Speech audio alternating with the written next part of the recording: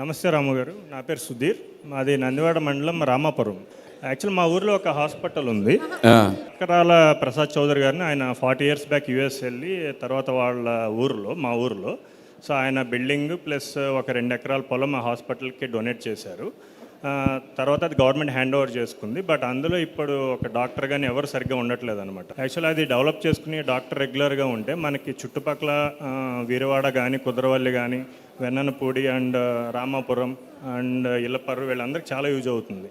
So మీరు please look in to that hospital issues. తప్పకుండా అండి, అంత ఫెసిలిటీ అవైలబుల్గా ఉంటే వదిలేసి మూర్ఖత్వం. చాలా గుడివాడ హాస్పిటల్ కూడా రీడిజైన్ చేయించాలి. Gudivada hospital one of the corporate hospital లెవెల్కి తీసుకెళ్లాల్సిన అవసరం ఉంది. ఎందుకంటే ఏ రోజు చూసినా కానీ గుడివాడలో ఉన్న పేషెంట్స్కి చాలా ఇబ్బంది పడతా ఉన్నారు. గుడివాడ ప్రభుత్వ ఆసుపత్రిని దాన్ని కార్పొరేట్ హాస్పిటల్ లెవెల్లో నేను చేసుకుని వస్తాను. అలాగే మీది కూడా చేసుకున్నాను.